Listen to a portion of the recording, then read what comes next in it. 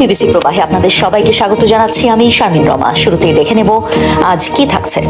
সরাসরি ইসরায়েলের সেনা সদর দপ্তরে লেবাননের বিদ্রোহী গোষ্ঠীর হামলা, ক্ষেপণাস্ত্র ছোড়া হয়েছে সামরিক স্থাপনাতেও, প্রতিহতের দাবি তেল আবিবের। এবার রণাঙ্গনে আমেরিকার গর্ব FA-18 যুদ্ধ বিমান গুড়িয়ে দেওয়ার দাবি ইরানের, ভিডিও ফুটেজ থাকার পরও অস্বীকার ওয়াশিংটনের। ইরান ইসরায়েল যুদ্ধে নতুন মোড়, তেহরানকে ড্রোন দিচ্ছে পুতিন, যুদ্ধ দীর্ঘায়িত হওয়ার শঙ্কা। এবার অবিশ্বাস্য দাবি করলেন ট্রাম্প, ইরানের সর্বোচ্চ নেতা হওয়ার প্রস্তাব পেয়েছিলেন মার্কিন প্রেসিডেন্ট, করেছেন প্রত্যাখ্যান। বাংলাদেশকে সুখবর দিলেন ইরানের পররাষ্ট্রমন্ত্রী, হরমুজ প্রণালীতে ঢাকার বাণিজ্যিক জাহাজ চলাচলে থাকছে না বাধা, সুবিধা পাচ্ছে আরো 5 দেশ। ইসরায়েলের আকাশে হঠাৎ ঝাঁকে ঝাঁকে উড়ছে কাক, তেল আবিবের জন্য অশনি সংকেত বলছেন অনেকে, আতঙ্কে বাসিন্দারা। মধ্যপ্রাচ্যে উত্তেজনা আবারও বেড়েছে। এবার লেবাননের বিদ্রোহী গোষ্ঠী ইসরায়েলের গুরুত্বপূর্ণ সামরিক স্থাপনা লক্ষ্য করে ক্ষেপণাস্ত্র হামলার দাবি করেছে। এতে নতুন করে সংঘাত বিস্তারের আশঙ্কা দেখা দিয়েছে। বিদ্রোহী গোষ্ঠী জানায় তারা লেবাননের কিয়ারা এলাকায় অবস্থিত ইসরায়েলের সেনা সদর দপ্তরে হামলা চালিয়েছে। এই হামলায় ইসরায়েলি প্রতিরক্ষা বাহিনীর প্রধান কার্যালয় সহ গুরুত্বপূর্ণ সরকারি দপ্তর রয়েছে। তাছাড়া তেল আবিবের উত্তরে একটি সামরিক গোয়েন্দা স্থাপনাও লক্ষ্যবস্তু ছিল বলে দাবি করা হয়। স্থানীয় সময় বুধবার দিবাগত রাত 1:10 মিনিটে এই হামলা চালানো হয় বলে বিদ্রোহী গোষ্ঠী তাদের টেলিগ্রাম চ্যানেলে দেওয়া এক বিবৃতিতে জানিয়েছে। তবে ইসরায়েলি সেনাবাহিনী জানিয়েছে ছোড়া সব ক্ষেপণাস্ত্র প্রতিহত করা হয়েছে। সরাসরি হতাহতের ঘটনা ঘটেনি, তবে আশ্রয় নিতে গিয়ে একজন নারী আহত হয়েছেন এবং আরো কয়েকজন সামান্য আহত হন। এদিকে দক্ষিণ লেবাননে দুই পক্ষের মধ্যে সংঘর্ষ অব্যাহত রয়েছে। ইসরায়েল জানিয়েছে সেখানে তাদের কয়েকজন সেনা গুরুতর আহত হয়েছে। পাল্টা জবাবে ইসরায়েল লেবাননে ব্যাপক বিমান হামলা চালাচ্ছে। ইসরায়েলি প্রধানমন্ত্রী বেনিয়ামিন নেতানিয়াহু বলেন তারা সীমান্তে নিরাপত্তা জোরদার করেছে এবং লেবাননের বিদ্রোহী গোষ্ঠীকে দুর্বল করার লক্ষ্য নিয়ে কাজ করছে। বিশ্লেষকদের মতে এই পরিস্থিতি দীর্ঘস্থায়ী হলে পুরো অঞ্চলে বড় ধরনের সংঘাতের ঝুঁকি বাড়তে পারে। ইরান মার্কিন ইসরায়েল যুদ্ধ প্রতিনিয়ত নিচ্ছে নতুন মোড়। ওয়াশিংটন তেল আবিবের হামলার সমান জবাব দিচ্ছে তেহরান। এরই মধ্যে এবার মার্কিন F-18 যুদ্ধ বিমান ভূপাতিতের দাবি করেছে ইরানের Islamic revolutionary guard corps IRGC। প্রমাণ হিসেবে ভিডিও ফুটেজও প্রকাশ করেছে তারা। তবে এই দাবি প্রত্যাখ্যান করেছে যুক্তরাষ্ট্র। বুধবার IRGC জানিয়েছে তারা একটি মার্কিন FA-18 হর্নেট যুদ্ধ বিমানকে লক্ষ্যবস্তু করেছে। তবে হামলার স্থান, ক্ষয়ক্ষতির মাত্রা কিংবা পাইলটের অবস্থা সম্পর্কে বিস্তারিত কিছু জানানো হয়নি। ইরানি সংবাদ মাধ্যম প্রেস টিভিতে প্রকাশিত এক ভিডিওতে দেখা গেছে আকাশে উড়ন্ত একটি যুদ্ধ বিমানের কাছে হঠাৎ বিস্ফোরণ হয়। এরপর বিমানটি থেকে ধোঁয়ার মতো কিছু বের হতে দেখা যায়। F-18 যুদ্ধ বিমানের আনুষ্ঠানিক নাম FA-18 হর্নেট বা সুপার হর্নেট। এটি বিমানবাহী রণতরী থেকে উড্ডয়নে সক্ষম যুদ্ধ বিমান, যা মার্কিন নৌবাহিনী এবং মেরিন কোর ব্যাপকভাবে ব্যবহার করে থাকে এবং বেশিরভাগ সময় আরব সাগর ও বৃহত্তর ভারত মহাসাগরীয় অঞ্চলে বিমানবাহী রণতরী স্ট্রাইক গ্রুপ থেকে পরিচালিত হয়। তবে মার্কিন সেন্ট্রাল কমান্ড সেন্টকম সামাজিক যোগাযোগ মাধ্যম এক্সে এক পোস্টে ইরানের দাবিকে সরাসরি মিথ্যা আখ্যা দিয়ে তা প্রত্যাখ্যান করেছে। সেন্টকম বলেছে ইরানের দ্বারা কোনো মার্কিন যুদ্ধ বিমান ভূপাতিত হয়নি। এর আগে ইরান যুক্তরাষ্ট্রের একাধিক F-15 যুদ্ধ বিমান ও একটি F-35 যুদ্ধ বিমান ভূপাতিত করার দাবি করে। এসব দাবিও অস্বীকার করে ওয়াশিংটন। রাশিয়ার এমন ড্রোন সহায়তার ফলে ইরান আরও বেশি শক্তিশালী হয়ে উঠবে বলে ধারণা করা হচ্ছে। ওই প্রতিবেদনে বলা হয়, যুক্তরাষ্ট্র ইসরায়েলের যৌথ অভিযান শুরুর পরপরই গোপনে ক্রেমলিনের সাথে আলোচনা হয়েছে ইরানের। মার্চের শুরুতেই পাঠানো হয়েছে সহায়তা। এতে ড্রোন ছাড়াও ওষুধ ও খাবার রয়েছে মস্কোর জাহাজে, যা চলতি মাসের শেষ নাগাদই পৌঁছে যাওয়ার কথা ইরানের বন্দরে। এর আগে তেহরানকে স্যাটেলাইট ছবি ও গোয়েন্দা তথ্য সরবরাহ করেছে মিত্র দেশ রাশিয়া। যদিও এ বিষয়ে সরাসরি মুখ খোলেনি ক্রেমলিন মুখপাত্র দিমিত্রি পেসকোভ। উল্টো বলেছেন অনেক ভুয়া তথ্য ঘুরে বেড়াচ্ছে, তবে ইরানের নেতৃত্বের সাথে আলোচনা চলছে বলেও স্বীকার করেছেন তিনি। এর আগে ইরানে ওষুধ সহ মানবিক সহায়তা পাঠানোর কথা বলেছিল মস্কো। গত সপ্তাহেই আজারবাইজানের মাধ্যমে 13 টন ওষুধ পাঠানোর কথাও জানায় তারা। মার্কিন প্রেসিডেন্ট ডোনাল্ড ট্রাম্প এক অবিশ্বাস্য দাবি করেছেন। তিনি বলেছেন ইরানের নেতারা অনানুষ্ঠানিকভাবে তাকে দেশটির পরবর্তী সর্বোচ্চ নেতা হওয়ার প্রস্তাব দিয়েছেন, কিন্তু তিনি তা প্রত্যাখ্যান করেছেন। বৃহস্পতিবার রিপাবলিকান তহবিল সংগ্রহ অনুষ্ঠানে ট্রাম্প বলেছেন, আমরা তাদের কথা স্পষ্ট শুনেছি। তারা বলেছে আমরা আপনাকে পরবর্তী সর্বোচ্চ নেতা করতে চাই। আমি বলেছি না ধন্যবাদ, আমি এটা চাই না। একই অনুষ্ঠানে ট্রাম্প আবারও দাবি করেছেন ইরানের সঙ্গে যুদ্ধ বন্ধের আলোচনা চলছে। তিনি বলেছেন, আমরা মধ্যপ্রাচ্যে ইরানের বিরুদ্ধে এতটা জিতেছি যা আগে কেউ দেখেনি। তারা আলোচনা করেছে এবং চুক্তি করতে মরিয়া, কিন্তু তারা বলতে ভয় পাচ্ছে, কারণ তাদের ধারণা নিজের দেশের মানুষ তাদের মেরে ফেলবে। তবে তেহরান এই আলোচনার দাবি সরাসরি উড়িয়ে দিয়েছে। ইরানের যৌথ সামরিক কমান্ডের মুখপাত্র ইব্রাহিম জুলফিকারি রাষ্ট্রীয় টেলিভিশনে বলেছেন, আপনার অভ্যন্তরীণ দ্বন্দ্ব কি এমন পর্যায়ে পৌঁছেছে যে আপনি নিজেই নিজের সঙ্গে আলোচনা করছেন? আমরা সবসময় বলে আসছি আমাদের মতো মানুষ আপনাদের সঙ্গে কোনো চুক্তি করবে না, এখনো না, কোনোদিনও না। বিশ্বের অন্যতম গুরুত্বপূর্ণ জ্বালানি পরিবহন পথ হরমুজ প্রণালী ঘিরে চলমান উত্তেজনার মধ্যেই স্বস্তির খবর এসেছে বাংলাদেশের জন্য। ইরান জানিয়েছে এই গুরুত্বপূর্ণ জলপথে বাংলাদেশি বাণিজ্যিক জাহাজ চলাচলে কোনো বাধা থাকবে না। একই সঙ্গে আরো 5টি দেশের জাহাজ এই সুবিধা পাবে। ব্রিটিশ বার্তা সংস্থা রয়টার্সকে দেওয়া এক সাক্ষাৎকারে ইরানের পররাষ্ট্রমন্ত্রী আব্বাস আরাকচি বলেন, হরমুজ প্রণালী পুরোপুরি বন্ধ করা হয়নি, বরং নিয়ন্ত্রিতভাবে জাহাজ চলাচল চলছে। তিনি জানান, Islamic revolution guard corps IRGC সিদ্ধান্ত নিয়েছে যে বাংলাদেশ সহ 6টি দেশের জাহাজে কোনো হামলা চালানো হবে না। অন্য দেশগুলো হলো ভারত, চীন, রাশিয়া, পাকিস্তান ও ইরাক। আরাকচির ভাষ্য অনুযায়ী এসব দেশের সঙ্গে ইরানের সমন্বয় রয়েছে এবং তাদের বাণিজ্যিক জাহাজ নিরাপদে চলাচলের সুবিধা পাবে, এমনকি বর্তমান সংঘাত পরিস্থিতির মধ্যেও। তবে একটি শর্ত রাখা হয়েছে যে হরমুজ প্রণালীতে প্রবেশের আগে ইরানের সংশ্লিষ্ট কর্তৃপক্ষের অনুমতি নিতে হবে।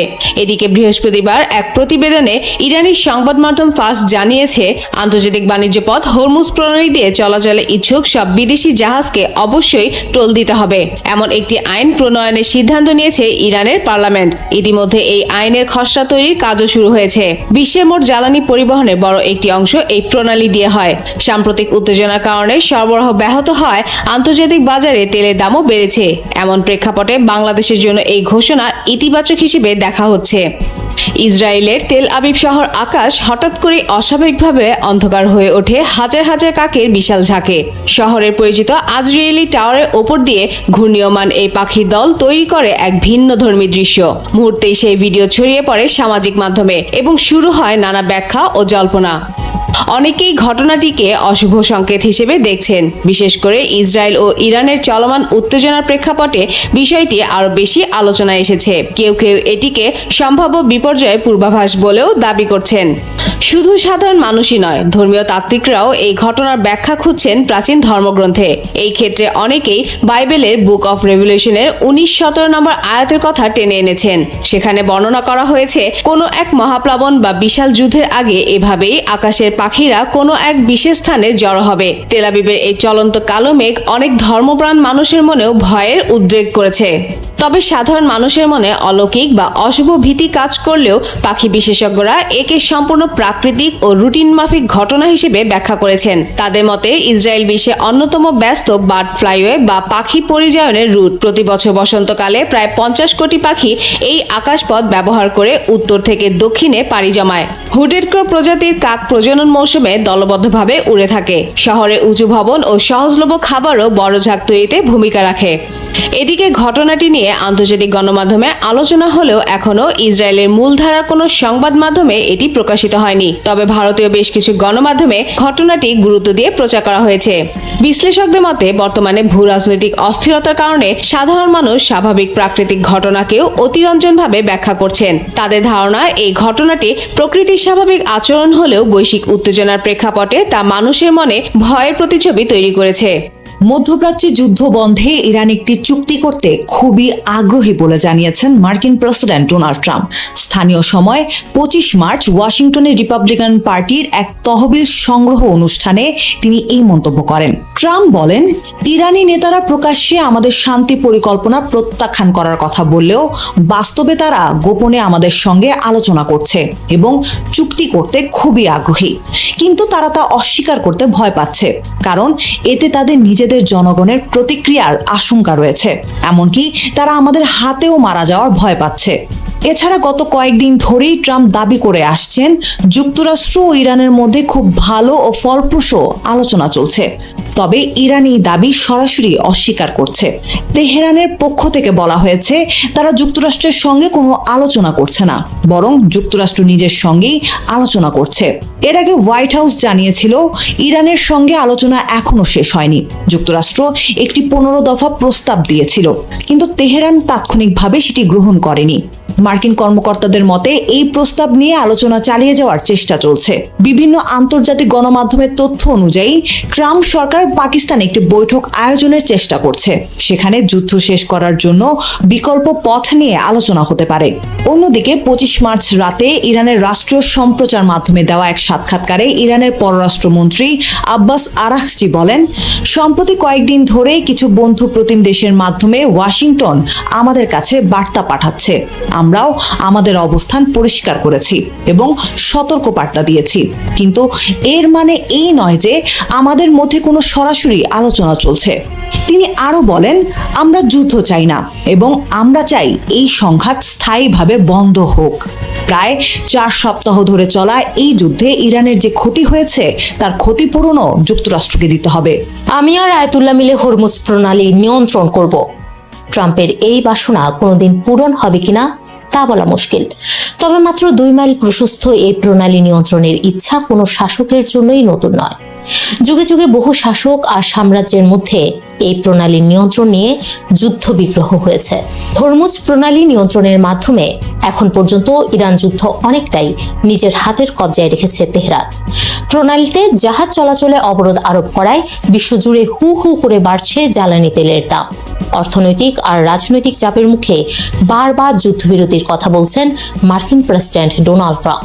বিশ্ব অর্থনীতির জন্য এক ধরনের চোক পয়েন্ট বা সরু জলপথ হরমুজ প্রণালী, যার ভৌগোলিক অবস্থান ইরানকে একটি বিশেষ কৌশলগত সুবিধা দিয়েছে। প্রাচীন পারস্য সাম্রাজ্যের সময় থেকেই হরমুজ প্রণালী ছিল বৈশ্বিক বাণিজ্যের গুরুত্বপূর্ণ কেন্দ্র। ভারত থেকে মশলা, রেশম ও মূল্যবান পণ্য এই পথ দিয়ে মধ্যপ্রাচ্য হয়ে ইউরোপে পৌঁছাতো। ঐতিহাসিক মার্কো পোলো তার ভ্রমণ কাহিনীতেও এই অঞ্চলের বণিক ও নাবিকদের ঝুঁকিপূর্ণ যাত্রার বর্ণনা দিয়েছেন। এছাড়া 15 শতকের চীনান ও অভিযাত্রী ঝিং হেও এই প্রণালী পরিদর্শন করেছিলেন, যা তখনকার বৈশ্বিক বাণিজ্য নেটওয়ার্কে এই প্রণালীর গুরুত্বকে নির্দেশ করে। এই হরমুজ নিয়ন্ত্রণের জন্য ইতিহাসে বহু শক্তিশালী সাম্রাজ্য বারবার লড়াইয়ে লিপ্ত হয়েছে। গ্রিক, অটোমান ও পর্তুগিজ শক্তিগুলো বিভিন্ন সময়ে এই অঞ্চল দখলের চেষ্টা চালায়। বিশেষ করে পর্তুগিজ ও অটোমান সাম্রাজ্যের মধ্যে সংঘর্ষ ছিল তীব্র। 19 শতকে ইউরোপীয় ব্যবসায়ীরা এই অঞ্চলকে পাইরেট কোস্ট নামে আখ্যা দেয়, কারণ হরমুজ পার হওয়ার সময় আধুনিক সংযুক্ত আরব আমিরাতের উপকূলীয় অঞ্চল থেকে জলদস্যুরা প্রায় জাহাজে হামলা চালাতো। 1930-এর দশকে সৌদি আরব ও বাহরাইনে তেলের বৃহৎ খনি আবিষ্কারের পর হরমুজ প্রণালীর গুরুত্ব নতুন মাত্রা পায়। এটি বিশ্বের জ্বালানি সরবরাহের অন্যতম প্রধান করিডোর হয়ে ওঠে। প্রথম দিকে এই অঞ্চলের নিরাপত্তা ব্রিটিশদের হাতে থাকলেও পরে মার্কিন সমর্থিত ইরানের শাহ এই দায়িত্ব পালন করতেন। তবে সবকিছু বদলে যায় ইরান বিপ্লবের মাধ্যমে। বিপ্লবের পর ইরান যুক্তরাষ্ট্র সম্পর্ক দ্রুত অবনতি ঘটে এবং হরমুজ প্রণালীকে ঘিরে তৈরি হয় নতুন নিরাপত্তা ঝুঁকি। তৎকালীন মার্কিন প্রেসিডেন্ট জিমি কার্টার 1980 সালের ভাষণে স্পষ্ট করে দেন, পারস্য উপসাগরীয় অঞ্চল নিয়ন্ত্রণে বাইরের কোনো শক্তির হস্তক্ষেপ যুক্তরাষ্ট্রের জন্য সরাসরি হুমকি হিসেবে বিবেচিত হবে। 1980-এর দশকের শেষ দিকে ইরান ইরাক যুদ্ধ চলাকালে তথাকথিত ট্যাঙ্কার যুদ্ধ হরমুজ প্রণালীর গুরুত্বকে আবারও সামনে নিয়ে আসে। উভয় দেশই তেলবাহী জাহাজে হামলা চালাতে থাকে। এই সময় মার্কিন প্রেসিডেন্ট রোনাল্ড রিগান তেল পরিবহন নিরাপদ রাখতে নৌবাহিনীর এসকর্ট ব্যবস্থা চালু করেন। এর আওতায় মার্কিন নৌবাহিনী সরাসরি ট্যাঙ্কার পাহারায় নামে। তাদের যুদ্ধজাহাজ তেলবাহী জাহাজগুলোকে নিরাপদে চলাচলে সহায়তা করতে থাকে। সম্প্রতি মার্কিন গণমাধ্যম CNN এর এক সাংবাদিকের প্রশ্নের জবাবে ট্রাম্প বলেন, এটি যৌথভাবে নিয়ন্ত্রিত হবে। আমি এবং আয়াতুল্লাহ, যিনি আয়াতুল্লাহ হন, পরবর্তী আয়াতুল্লাহ যিনিই হবেন, তার সঙ্গে মিলে এটি নিয়ন্ত্রণ করব। গত 25 দিনের যুদ্ধে অন্তত এটি প্রমাণিত হয়েছে, হরমুজ প্রণালী কেবল একটি ভৌগোলিক পথ নয়, এটি বৈশ্বিক অর্থনীতি, জ্বালানি নিরাপত্তা এবং সামরিক শক্তির প্রতীক। প্রাচীন সাম্রাজ্য থেকে শুরু করে আধুনিক রাষ্ট্র পর্যন্ত সবাই এই সংকীর্ণ জলপথের নিয়ন্ত্রণে আগ্রহী ছিল এবং এখনো আছে। বর্তমান সংঘাত তাই বিচ্ছিন্ন কোনো ঘটনা নয়, বরং শতাব্দীব্যাপী চলা ভূরাজনৈতিক প্রতিযোগিতার ধারাবাহিক অধ্যায়। ইরানের সঙ্গে চলমান উত্তেজনার কারণে মধ্যপ্রাচ্যে দ্রুত সামরিক শক্তি বাড়াচ্ছে যুক্তরাষ্ট্র। প্রায় 4 সপ্তাহ আগে শুরু হওয়া অপারেশন এপিক ফিউরির পর এখন পরিস্থিতি এমন পর্যায়ে পৌঁছেছে যা ইরাক যুদ্ধের পর এই অঞ্চলে যুক্তরাষ্ট্রের সবচেয়ে বড় সৈন্য মোতায়েন। একই সময়ে মার্কিন প্রেসিডেন্ট ডোনাল্ড ট্রাম্পের দাবি, তেহরানের সঙ্গে আলোচনা চালিয়ে যাচ্ছে ওয়াশিংটন, যদিও ইরান তা অস্বীকার করেছে। এই সংঘাতের শুরু 28 ফেব্রুয়ারি, যখন যুক্তরাষ্ট্র ও ইসরায়েল যৌথভাবে ইরানের সামরিক স্থাপনাগুলোর উপর বিমান হামলা চালায়। এরপর মার্কিন সেন্ট্রাল কমান্ড জানিয়েছে হামলা করা হয়েছে ইরানের 9000-এরও বেশি লক্ষ্যবস্তুতে। এসব লক্ষ্যবস্তুর মধ্যে ছিল ইসলামিক রেভলিউশনারি গার্ড কর্পস IRGCর ঘাঁটি, ব্যালিস্টিক ক্ষেপণাস্ত্র স্থাপনা, ড্রোন কারখানা, নৌঘাঁটি এবং সর্বোচ্চ নেতা আলী খামেনির সঙ্গে সম্পর্কিত স্থান। এছাড়া যুক্তরাষ্ট্রের দাবি 140টিরও বেশি ইরানি জাহাজ ধ্বংস করা হয়েছে। ইরানও এর জবাবে প্রতিদিনই ইসরায়েল, উপসাগরীয় দেশ ও মার্কিন ঘাঁটিগুলোতে ক্ষেপণাস্ত্র ও ড্রোন হামলা চালাচ্ছে। একই সঙ্গে হরমুজ প্রণালী কার্যত বন্ধ করে দিয়েছে ইরান, যা দিয়ে বিশ্বের প্রায় 20% তেল পরিবহন করা হয়। ফলে এই প্রণালী এখন পুরো সংঘাতের সবচেয়ে গুরুত্বপূর্ণ কৌশলগত জায়গা হয়ে উঠেছে। এই পরিস্থিতিতে যুক্তরাষ্ট্র স্থল, নৌ ও আকাশ 3 দিক থেকেই শক্তি বাড়াচ্ছে। ইউএসএস আব্রাহাম লিঙ্কনের নেতৃত্বে একটি বিমানবাহী রণতরী স্ট্রাইক গ্রুপ ইতোমধ্যেই সক্রিয়। তবে আরেকটি বড় রণতরী ইউএসএস জেরাল্ড আর ফোর্ড ভূমধ্য সাগরে থাকলেও সেটি এখন মেরামতের জন্য সাময়িকভাবে নিষ্ক্রিয়। সবচেয়ে গুরুত্বপূর্ণ নতুন পদক্ষেপ হলো স্থলবাহিনী পাঠানো। পেন্টাগন ইতোমধ্যে 82তম এয়ারবোর্ন ডিভিশনের প্রায় 2000 প্যারাট্রুপারকে মধ্যপ্রাচ্যে পাঠিয়েছে। এই ইউনিট খুব দ্রুত বিশ্বের যে কোনো জায়গায় মোতায়েন হতে পারে এবং বিমান থেকে প্যারাশুট দিয়ে নেমে গুরুত্বপূর্ণ এলাকা দখলে দক্ষ। এর পাশাপাশি সমুদ্রপথে 2টি বড় মেরিন বাহিনী পাঠানো হয়েছে। প্রথমটি হলো ইউএসএস ত্রিপলিকে কেন্দ্র করে গঠিত একটি উভচর আক্রমণকারী দল, যার সঙ্গে রয়েছে 31তম মেরিন এক্সপেডিশনারি ইউনিট। 2200 মেরিন ও নাবিক নিয়ে গঠিত এই দলটি জাপান থেকে যাত্রা শুরু করে ইতোমধ্যে ভারত মহাসাগরের দিকে পৌঁছেছে এবং খুব শিগগিরই যুদ্ধক্ষেত্রে প্রবেশ করবে। এই জাহাজটি এক ধরনের হালকা বিমানবাহী রণতরীর মতো কাজ করতে পারে এবং এতে F-35B যুদ্ধ বিমান মোতায়েন করা যায়। দ্বিতীয় দলটি হলো ইউএসএস বক্সারকে কেন্দ্র করে গঠিত আরেকটি উভচর বাহিনী, যার সঙ্গে রয়েছে 11তম মেরিন এক্সপেডিশনারি ইউনিট। এটি ক্যালিফোর্নিয়া থেকে যাত্রা শুরু করেছে এবং এপ্রিলের মাঝামাঝি সময়ের আগে যুদ্ধক্ষেত্রে পৌঁছাবে না। এই দলটিতেও প্রায় 2200 মেরিন রয়েছে এবং এটি অতীতে উপসাগরীয় অঞ্চলে একাধিক যুদ্ধে অংশ নিয়েছে। এই 3 বাহিনী একত্রে যুক্তরাষ্ট্রকে সরবরাহ করছে প্রায় 7000 সৈন্য। তবে বিশেষজ্ঞরা বলছেন বড় ধরনের স্থলযুদ্ধের জন্য এটি যথেষ্ট নয়। 2003 সালে ইরাক আক্রমণে যুক্তরাষ্ট্রের প্রায় 1,60,000 সৈন্য মোতায়েন হয়েছিল। বর্তমানে এই বাহিনী যে কোনো ছোট এবং সীমিত অভিযানের জন্য প্রস্তুত। বিশেষজ্ঞদের মতে এই বাহিনী মূলত দ্রুত ও নির্দিষ্ট লক্ষ্যভিত্তিক অভিযানের জন্য ব্যবহার করা হতে পারে, যেমন হরমুজ প্রণালী খুলে দেওয়া, ইরানের উপকূলে হুমকি কমানো এবং খার্ক দ্বীপে গুরুত্বপূর্ণ তেল রপ্তানি কেন্দ্র দখল করা ইত্যাদি। খার্ক দ্বীপ থেকে ইরানের প্রায় 90% তেল রপ্তানি হয়, তাই ইরানের জন্য এটি অত্যন্ত গুরুত্বপূর্ণ। তবে ইরানের পারমাণবিক স্থাপনা সরাসরি দখল করা খুব কঠিন। বড় ও দীর্ঘমেয়াদী স্থলবাহিনী ছাড়া এটি সম্ভব নয়। এদিকে মার্কিন পররাষ্ট্রমন্ত্রী মার্কো রুবিও ইঙ্গিত দিয়েছেন প্রয়োজনে ইরানের ভেতরে গিয়ে পারমাণবিক উপাদান নিরাপদ করার চেষ্টা হতে পারে, যদিও এই ধরনের কোনো অভিযানের আনুষ্ঠানিক অনুমোদন এখনো দেওয়া হয়নি। এদিকে ইরান যুদ্ধ নিরসনে সামরিক উত্তেজনার পাশাপাশি কূটনৈতিক তৎপরতাও চলছে। ট্রাম্পের দাবি, যুক্তরাষ্ট্র ও ইরান 15 দফা আলোচনায় অগ্রগতি করেছে, কিন্তু ইরান বলছে তারা সরাসরি কোনো আলোচনায় নেই, বরং কিছু বন্ধু প্রতিম দেশের মাধ্যমে বার্তা আদান প্রদান হচ্ছে। এই কূটনৈতিক প্রচেষ্টায় পাকিস্তানও গুরুত্বপূর্ণ ভূমিকা নেওয়ার চেষ্টা করছে। দেশটির সেনাপ্রধান আসিম মুনির ট্রাম্পের সঙ্গে কথা বলেছেন এবং প্রধানমন্ত্রী শেহবাজ শরীফ ইরানের প্রেসিডেন্ট মাসুদ পেজেশকিয়ানের সঙ্গে যোগাযোগ করেছেন। পাকিস্তান প্রস্তাব দিয়েছে 2 পক্ষ রাজি হলে তারা আলোচনার মধ্যস্থতা করতে প্রস্তুত। সব মিলিয়ে এখন পরিস্থিতি এমন এক পর্যায়ে যেখানে একদিকে দ্রুত সামরিক শক্তি বাড়ানো হচ্ছে, অন্যদিকে চেষ্টা চলছে সমানভাবে কূটনৈতিক সমাধানেরও। বিশেষজ্ঞরা সতর্ক করেছেন এই ভারসাম্য খুবই নাজুক। সামান্য ভুল সিদ্ধান্ত বড় সংঘাত সৃষ্টি করতে পারে, যার প্রভাব শুধু মধ্যপ্রাচ্যে নয়, পড়বে সারা বিশ্বে। যুদ্ধ করেই যিনি অভ্যস্ত, তার কি আর যুদ্ধবিরতি পছন্দ হয়? ইরান ও যুক্তরাষ্ট্রের মধ্যে যুদ্ধবিরতি নিয়ে আলোচনায় তেমনটাই হয়েছে। তেলে বেগুনে জ্বলে উঠেছেন যুদ্ধবাজ প্রধানমন্ত্রী বেনিয়ামিন নেতানিয়াহু। ইরান যখন যুক্তরাষ্ট্রের 15 দফা প্রস্তাব পর্যালোচনা করছে, তখন যুদ্ধ থেমে যেতে পারে এমন শঙ্কায় ইরানের তীব্র হামলার নির্দেশ দিয়েছেন ইসরায়েলের প্রধানমন্ত্রী বেনিয়ামিন নেতানিয়াহু। ইসরায়েলি সরকারের শীর্ষ পর্যায়ের একাধিক সূত্রের বরাত দিয়ে দ্য নিউ ইয়র্ক টাইমসের এক প্রতিবেদনে বলা হয়েছে, যুদ্ধ যে কোনো সময় থেমে যেতে পারে এমন আশঙ্কায় ইরানের গুরুত্বপূর্ণ সব লক্ষ্যবস্তুতে দ্রুত আঘাত হানার নির্দেশ দিয়েছে তেল আবিব। প্রতিবেদনে বলা হয়েছে, ইসরায়েলের প্রধানমন্ত্রী বেনিয়ামিন নেতানিয়াহু 24 ফেব্রুয়ারি এক জরুরি বৈঠকে পরবর্তী 48 ঘন্টার মধ্যে ইরানের অস্ত্র শিল্পের যতটা সম্ভব ধ্বংস করার নির্দেশ দিয়েছেন। তেল আবিবে অবস্থিত সামরিক সদর দপ্তরের ভূগর্ভস্থ একটি সুরক্ষিত কক্ষে অনুষ্ঠিত বৈঠকে এই সিদ্ধান্ত নেওয়া হয়েছে, যেখানে বিমান বাহিনী ও সামরিক গোয়েন্দা প্রধান সহ শীর্ষ সামরিক কর্মকর্তারা সম্ভাব্য লক্ষ্যবস্তু নিয়ে ব্রিফিং করেন। এরপরই হামলা দ্রুততর করার নির্দেশ দেন প্রধানমন্ত্রী নেতানিয়াহু। সংশ্লিষ্ট দুই জ্যেষ্ঠ কর্মকর্তা জানিয়েছেন, ইসরায়েল সরকার যুক্তরাষ্ট্রের প্রস্তাবিত একটি খসড়া শান্তি পরিকল্পনার কপি হাতে পাওয়ার পর এই তড়িঘড়ি শুরু করেছে।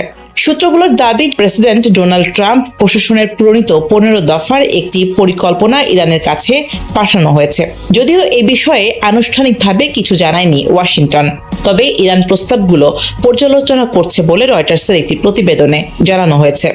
দ্য নিউ ইয়র্ক টাইমসের প্রতিবেদন বলছে, ইসরায়েলি কর্মকর্তারা আশঙ্কা করছেন যে কোনো মুহূর্তে শান্তি আলোচনা ঘোষণা হতে পারে। এই সম্ভাব্য সময়সীমা মাথায় রেখেই 26 ফেব্রুয়ারির মধ্যে সামরিক অভিযান জোরদার করার সিদ্ধান্ত নেওয়া হয়েছে। জাতীয় নিরাপত্তা সংশ্লিষ্ট স্পর্শকাতর তথ্য হওয়ায় সংশ্লিষ্টরা নাম প্রকাশ না করার শর্তে এসব তথ্য দিয়েছেন। ইসরায়েলের মূল উদ্বেগ হলো, যুদ্ধে ঘোষিত লক্ষ্য পূরণের আগেই যেন সমঝোতা না হয়। দেশটির প্রধান 3টি লক্ষ্য হলো ইরানের ব্যালিস্টিক ক্ষেপণাস্ত্র সক্ষমতা ধ্বংস করা, ইরানকে পারমাণবিক অস্ত্র তৈরি থেকে বিরত রাখার বিষয়টি নিশ্চিত করা এবং এমন পরিস্থিতি তৈরি করা যেন ইরানের জনগণ সরকার বিরোধী আন্দোলনে উদ্বুদ্ধ হয়। ইসরায়েলের সংসদের পররাষ্ট্র ও প্রতিরক্ষা কমিটির চেয়ারম্যান বোয়াজ বিসমুথ বলেন, এই 3টি লক্ষ্য অর্জন না হলে যুদ্ধ শেষ করা সম্ভব নয়। ইসরায়েলি সূত্রগুলোর মতে, যুক্তরাষ্ট্রের প্রস্তাবিত পরিকল্পনাটি এখন প্রাথমিক পর্যায়ে এবং বেশ সাধারণ কাঠামোর হলেও এতে ইরানের পারমাণবিক কর্মসূচি ও ক্ষেপণাস্ত্র সক্ষমতা যথেষ্ট সীমিত করার নিশ্চয়তা নেই। এ কারণেই পরিকল্পনাটি ইসরায়েলি নেতৃত্বের মধ্যে উদ্বেগ তৈরি করেছে। কেউ কারে নাহি ছাড়ে সমানে সমান।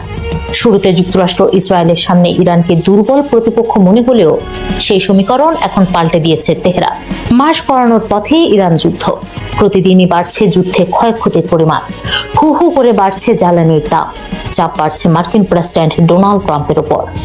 এমন প্রেক্ষাপটে যুদ্ধ শেষ করতে ইরানের সঙ্গে গুরুত্বপূর্ণ আলোচনার কথা জানিয়েছেন ট্রাম্প। কিন্তু সমস্যা হলো, ট্রাম্পের এমন দাবি অস্বীকার করেছে ইরানের শীর্ষ কর্মকর্তারা। এতে কোন পক্ষ যে সত্যি বলছে সেটা ঠাহর করাই এখন কঠিন। তবে দুপক্ষের পাল্টাপাল্টি দাবিতে কার কি লাভ সেটা বিশ্লেষণ করলে এ ব্যাপারে পরিষ্কার হতে পারবেন আপনিও। 24 মার্চ ট্রাম্প জানিয়েছেন, যুদ্ধ বন্ধে ইরানের এক উচ্চ পর্যায়ের কর্মকর্তার সঙ্গে তার আলোচনা হয়েছে। আলোচনায় অনেক বিষয়ে মিল থাকায় তিনি ইরানকে ইতিবাচক জবাব দেওয়ার জন্য 5 দিনের সময় দিয়েছেন। আর ট্রাম্পের এই নির্দিষ্ট করে 5 দিনের সময় বেঁধে দেওয়ার মধ্যেই লুকিয়ে আছে ভিন্ন পরিকল্পনার আভাস। কেননা ট্রাম্পের ঘোষণা অনুযায়ী এই সময় শেষ হবে আগামী 29 মার্চ অর্থাৎ রোববার। আর এই সময়টাতেই যুক্তরাষ্ট্রের শেয়ার বাজারের সপ্তাহ শুরু ও শেষ হয়। বিশ্লেষকদের মতে ট্রাম্পের এই সময় নির্ধারণ মোটেও কাকতালীয় নয়। ট্রাম্প এই আলোচনার কথা বলেছেন বাজারকে শান্ত রাখতে, তেলের দাম কমাতে এবং প্রয়োজনে মধ্যপ্রাচ্যে আরও মার্কিন সেনা পাঠানোর জন্য সময় নিতে। মাঠের বাস্তবতাও বলছে সে কথা। ট্রাম্পের ঘোষণার পরপরই যুক্তরাষ্ট্রের শেয়ার বাজার ও তেলের বাজার স্থিতিশীল হয়েছে। একই সঙ্গে শোনা যাচ্ছে মধ্যপ্রাচ্যে নতুন করে বিপুল সংখ্যক সেনা মোতায়েনের কথাও। ট্রাম্প যে উচ্চ পর্যায়ের কর্মকর্তার সঙ্গে আলোচনার কথা বলেছেন তিনি ইরানের পার্লামেন্ট স্পিকার মোহাম্মদ বাগির গালিবাফ। যদিও গালিবাফ বলছেন ভিন্ন কথা। তার ভাষ্য, যুক্তরাষ্ট্রের সঙ্গে কোনো আলোচনা হয়নি, এটা ভুয়া খবর, যা আর্থিক ও তেলের বাজারকে প্রভাবিত করতে ব্যবহার করা হচ্ছে। অন্যদিকে ইরানের পররাষ্ট্র মন্ত্রণালয়ের মুখপাত্র ইসমাইল বাঘাই বলেছেন, আমেরিকা ও ইসরায়েল ক্রমাগত ইরানের উপর ক্ষেপণাস্ত্র ও বোমা বর্ষণ করছে, সুতরাং তাদের কূটনীতি ও মধ্যস্থতার দাবি মোটেই বিশ্বাসযোগ্য নয়, কারণ তারাই এই যুদ্ধ শুরু করেছে এবং ইরানের উপর লাগাতার হামলা চালিয়ে যাচ্ছে। এই পরিস্থিতিতে তাদের মধ্যস্থতার কথা কি কেউ আদৌ সত্য বলে বিশ্বাস করতে পারে? অর্থাৎ যুক্তরাষ্ট্রের দাবি প্রত্যাখ্যান করেছে ইরান। এ ব্যাপারে বিশ্লেষকদের মত, ইরান চায় তাদের উপর চাপিয়ে দেওয়া এই যুদ্ধের কারণে যুক্তরাষ্ট্র সহ গোটা বিশ্ব অর্থনীতি ক্ষতিগ্রস্ত হোক, যাতে করে ভবিষ্যতে আর কখনোই ইরানে আক্রমণের সাহস না দেখায় যুক্তরাষ্ট্র কিংবা ইসরায়েল। যে কারণে যুক্তরাষ্ট্র যেমন আলোচনার কথা বলে বাজার স্থিতিশীল রাখতে চায়, তেমনি উল্টো দিকে ট্রাম্পের দাবি অস্বীকার করে বাজারে চাপ বাড়াতে চায় তেহরান। যুদ্ধের মাঝপথে ট্রাম্প বলেছেন, ইরান মধ্যপ্রাচ্যের দেশগুলোতে হামলা চালাবে এটা কেউ ভাবেনি, এমনকি এই অনুমান করতে পারেনি বিশেষজ্ঞরাও। এতে পরিষ্কার যে ইরান যুদ্ধের প্রভাব পুরোপুরি আঁচ করতে পারেননি ট্রাম্প, যে কারণে এখন নতুন করে ভাবতে বাধ্য হচ্ছেন তিনি। সামনে মাত্র দুটি পথ: এক, যুদ্ধ চালিয়ে যাওয়া, এতে সমস্যা হলো রাজনৈতিক ও অর্থনৈতিক ক্ষতি বাড়বে। দুই, যুদ্ধ শেষ করা, এখানে সমস্যা হলো বিশ্ব মঞ্চে সমালোচনার মুখে পড়তে হবে আমেরিকাকে, কমে যাবে ক্ষমতার দম্ভ। সব মিলিয়ে এক উভয় সংকটে পড়েছেন ট্রাম্প, যে কারণে 2019 সালের পর প্রথমবারের মতো ইরানি তেলের উপর সাময়িক নিষেধাজ্ঞা শিথিল করার ঘোষণাও দিতে হয়েছে তাকে, যাতে পরিষ্কার যে মধ্যপ্রাচ্যে ইরানের হামলা ও হরমুজ প্রণালী বন্ধ রাখার কৌশল কাজে দিয়েছে। এর বাইরে আরেক সমস্যা হলো যুদ্ধের কারণে ট্রাম্পের জনপ্রিয়তা কমছে, জ্বালানির দাম বাড়ায় এবং সাধারণ মানুষ ক্ষতিগ্রস্ত হওয়ায় সামনের কংগ্রেস নির্বাচনে যার বড় প্রভাব পড়তে পারে রিপাবলিকানদের উপর। সর্বোচ্চ নেতা আয়াতুল্লাহ আলী খামেনি সহ শীর্ষ নেতাদের হারিয়ে ইরান এখন অন্য যে কোনো সময়ের তুলনায় বেপরোয়া। আগে ধীরে ধীরে উত্তেজনা বাড়ানো এবং হামলার আগে পূর্বাভাস দিলেও এখন সরাসরি ও কঠোর হামলা করছে দেশটি। অঞ্চল জুড়ে চাপ বাড়ানো ও নিজেদের শক্তি প্রমাণ করতে দীর্ঘ যুদ্ধের প্রস্তুতি নিচ্ছে তেহরান। একই সঙ্গে ইসরায়েলে মিসাইল হামলা সফলতা পাওয়ায় তাদের ধারণা তেল আবিবের প্রতিরক্ষা ইন্টারসেপ্টর ফুরিয়ে আসছে, তাই আঘাত করার এটি মোক্ষম সময়। তবে ইরানের নিজের ক্ষতিটাও কম নয়। 1500-র বেশি মানুষ নিহত হওয়া ছাড়াও তাদের অবকাঠামো ব্যাপকভাবে ক্ষতিগ্রস্ত হয়েছে। ঝুঁকিতে রয়েছে বিদ্যুৎ অবকাঠামো। এর বাইরে মধ্যপ্রাচ্যের দেশগুলোর সঙ্গেও খারাপ হচ্ছে সম্পর্ক। তবে এই ক্ষতি মেনে নিয়েই স্থায়ী যুদ্ধ অবসানের নিশ্চয়তা চাইছে তেহরান, যে কারণে যুক্তরাষ্ট্রকে 5টি কঠিন শর্তও দিয়েছে ইরান, যার মধ্যে অন্যতম ভবিষ্যতে আক্রমণ না করার নিশ্চয়তা এবং হরমুজ প্রণালীতে একচ্ছত্র আধিপত্য। এখন দেখার অপেক্ষা এসব শর্ত মেনে নিয়ে ইরানের সঙ্গে আপোষ করে কিনা যুক্তরাষ্ট্র। ইরানে হামলা শুরু করার আগে ইসরায়েল ও যুক্তরাষ্ট্রের প্রত্যাশা ছিল প্রথম দিনেই দেশটির সর্বোচ্চ নেতা ও সামরিক কমান্ডাররা নিহত হবেন। এতে রাস্তায় নেমে আসবে সাধারণ নাগরিকরা এবং তাদের ক্ষোভের মুখে পতন ঘটবে সরকারের, কিন্তু তা সম্ভব হয়নি। বরং গত 28 ফেব্রুয়ারি থেকে অব্যাহত বিমান ও ক্ষেপণাস্ত্র হামলার মুখেও শাসন ব্যবস্থা দৃঢ়ভাবে টিকে রেখেছে ইরান। এক পর্যায়ে পরিকল্পনা পরিবর্তন করে স্থল হামলা চালিয়ে দেশটি দখলের চিন্তা করলেও তা মার্কিন সেনাদের দিয়ে সম্ভব হবে না। তাই ট্রাম্প এবং নেতানিয়াহু ইরানকে দখলে নিতে ইরাকের কুর্দি যোদ্ধাদের প্রস্তুত করতে সকল ধরনের সহায়তা করেছিল। এরপর থেকে মার্কিন প্রেসিডেন্ট ডোনাল্ড ট্রাম্প সহ তার প্রশাসনের একাধিক কর্মকর্তা ও কূটনৈতিক বারবার বলে আসছেন যে কুর্দিরা ইরানে আক্রমণ করে শাসন ব্যবস্থার পরিবর্তন ঘটাবে। কিন্তু ওয়াশিংটনের সেই স্বপ্ন আর পূরণ হচ্ছে না। যুক্তরাষ্ট্রের সবচেয়ে কাছের মিত্র যুক্তরাষ্ট্র, কানাডা, জার্মান, ফ্রান্স সহ ইউরোপীয় দেশগুলো একে একে ট্রাম্পকে ছেড়ে গেছে। এবার কুর্দিরাও সাফ জানিয়ে দিয়েছে তারা ইরানে হামলা করবে না। একজন শীর্ষস্থানীয় ইরাকি কুর্দি কমান্ডার বলেছেন তার বাহিনীর ইরান আক্রমণ করার কোনো পরিকল্পনা নেই, তবে তাদের ঘাঁটিতে ইরানের অব্যাহত হামলায় তিনি চরম ক্ষোভ প্রকাশ করেছেন।